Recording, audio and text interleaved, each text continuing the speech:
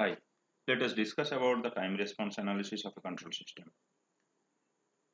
The time response analysis helps us to derive the output of a system if the transfer function and input both are known to us. Now, the systems models are available both in frequency domain and time domain. The time domain output is defined as the function of the system transfer function, system response, as well as the input. Whereas the frequency domain, it is defined as the transfer function multiplied by the input. The only difference is the time domain representation or function is most of the time pretty complex, but both the models are available. And another thing is the signals or the transfer function both can be converted from time domain to frequency domain and vice versa without losing the information. So there is a one-to-one mapping between time domain to the frequency domain. Now, if you see the complication in the time domain and convenience in the frequency domain, we'll prefer to use the frequency domain equation to find out the unknown parameters from the knowns. And that is exactly what we do in time domain analysis.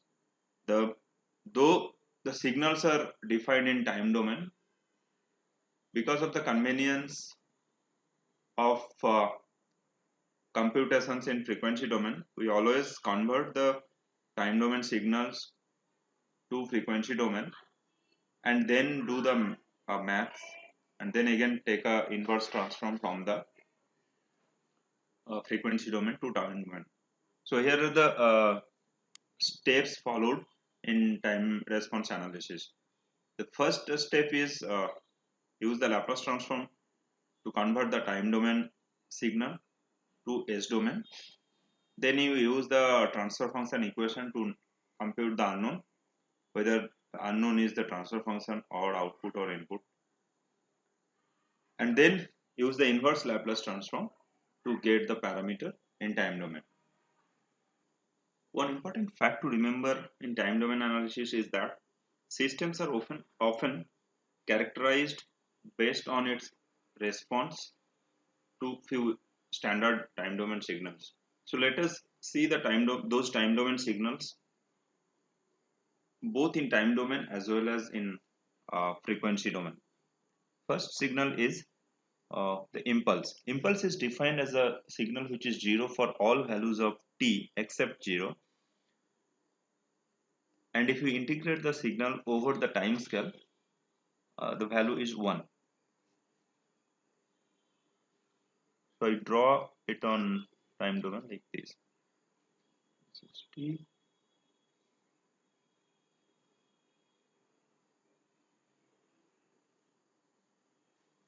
Okay. And on Laplace domain, the signal value is 1. The second signal is a unit step, which is 1 for t greater than 0 and for t less than equal to 0, uh, it is 0.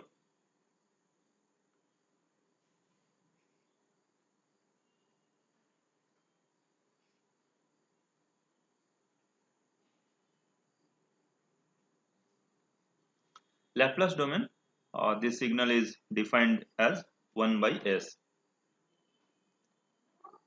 Third signal is unit ramp. So it is the signal value is t for t greater than 0 and for t less than equal to 0 it is 0. So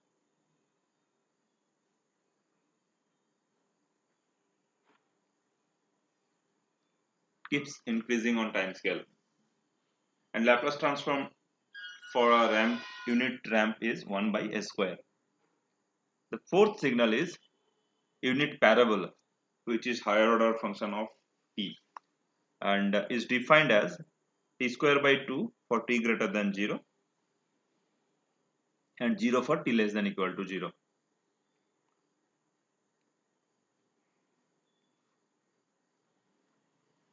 so it will rise faster than a RAM.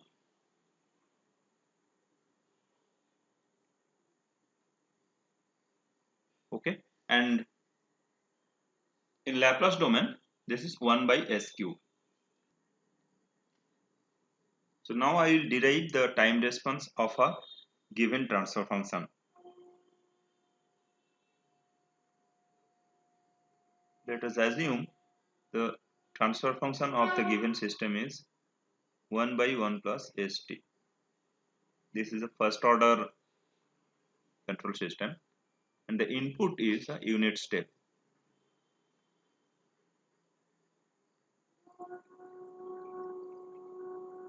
We need to derive the output on time domain.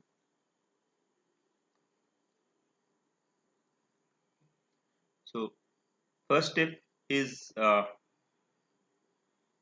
get the signal in input signal in S domain, which is already we have seen is 1 by S. Now output in frequency domain is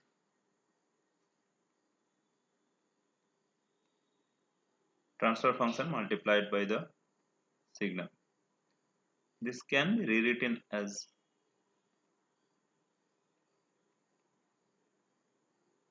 okay. Now if I take the inverse Laplace transform of the output, I'll get the time domain signal.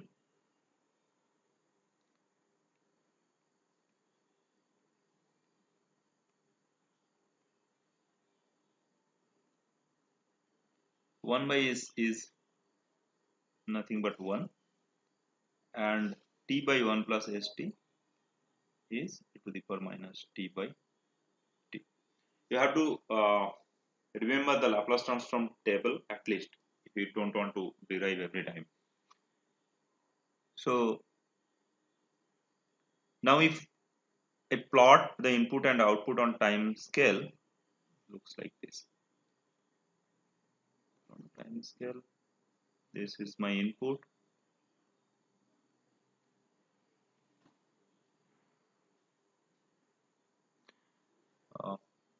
Output can be drawn as this is exponentially rising signal which will reach 1 at t is equal to infinity. Now let us see what are the important information we get from this time domain step response, or some of the parameters in the transfer function itself gives us the idea about the first order system. So if I draw the input and output again, this is ut and the output is yt. Okay, now yt is equal to 1 minus.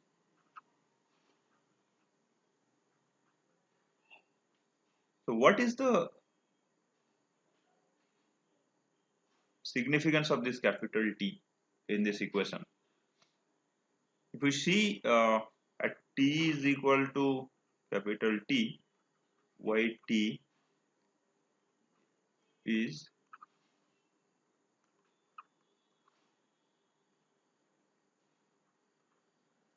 0.63. This is one parameter which tells us the how fast the exponential growth is. That means if for the larger value of t, this output will rise slow, and for smaller value of t it will rise faster. Okay, and this parameter is called the time constant of the first order system.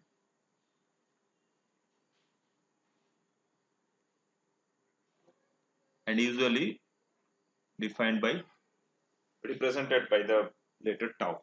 But we will just define settling time and rise time. So settling time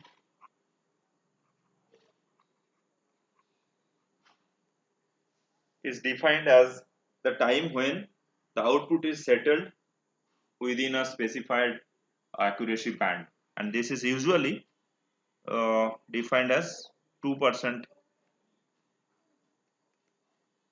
error band. That means uh, output has reached 98% of its final value.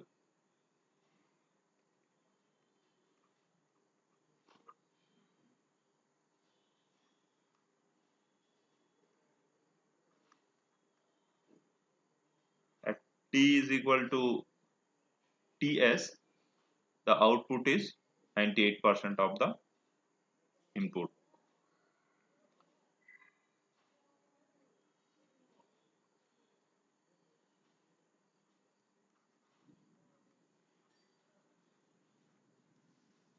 Okay, the rise time is defined as the time taken by the output from 10% to 90% of the steady state value. So if this is the input and this is output, let's say this is 10% and this is 90%. The the time difference between these two is known as the rise time. Okay, so it is a two-step process.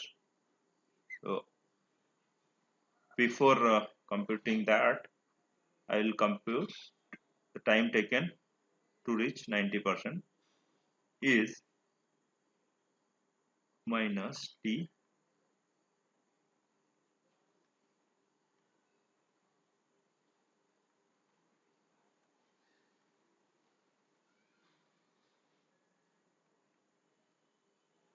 and for 10%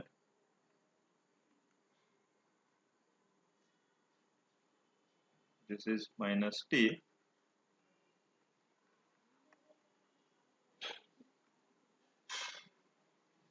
So tr is t 90% minus t 10%, which is t ln.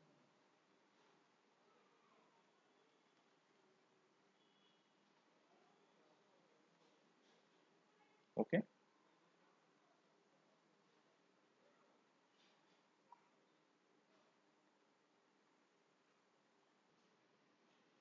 the time domain response of a system usually divided broadly into two segments. Initial part of the time response, which is starting from t is equal to 0, is known as the transient response. And when the time has elapsed sufficiently, then it is called a steady state response. Okay, uh, and for the same reason, the two values of yt are very important. What is the value of yt at t is equal to 0? And that is defined as initial value.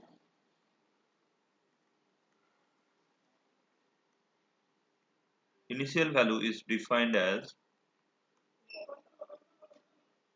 this, and steady state value is defined as the value of yt at infinity.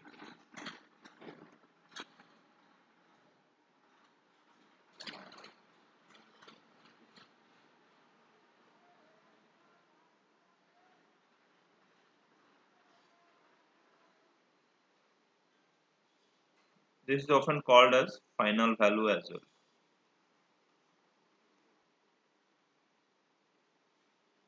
Now, if we see the output here, for this exponentially growing output, the output will reach the input, reach the final value of 1 at t is equal to infinity. But there may be some system where there is a difference between the input and output even at t is equal to infinity, and that's why that error coefficient also is important, and it is defined as the steady state error. Steady state error is defined as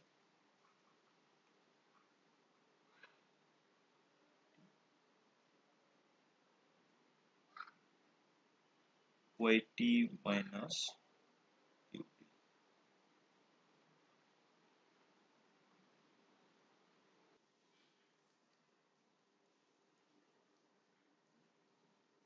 So we have seen in the previous section that initial value and the final value of the time response gives us a crucial information about the system. Now to compute this initial value and final value, we have to compute the complete time domain output and then take the limit at t is equal to 0 and t is equal to infinity. There are a shortcut available to get those initial value and final value from S domain output itself, and they are given by the initial value theorem and final value theorem. So initial value theorem says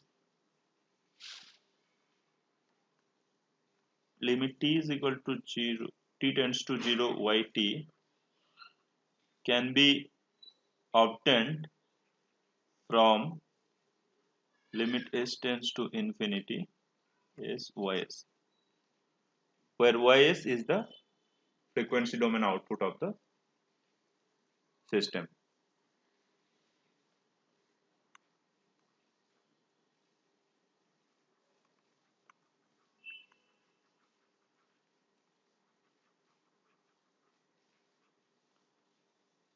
And the final values theorem is to get the steady state output,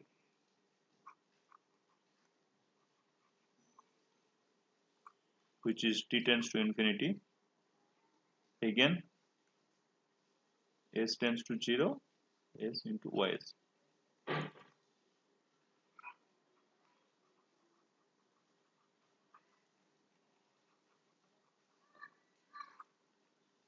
So the steady state, similarly the steady state output or steady state error also can be computed by using this final value theorem. Since steady state output error is defined for t tends to infinity, we can write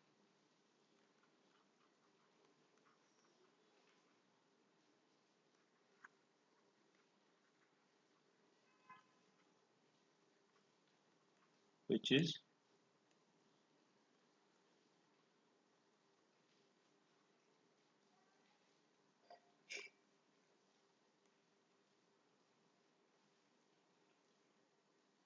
okay. So we can compute initial value, final value, and steady state error from the Laplace domain output itself. So here is the list of parameters we have learned today. Please do some practice and follow our study material and mock test to improve your understanding on the topic. Bye bye.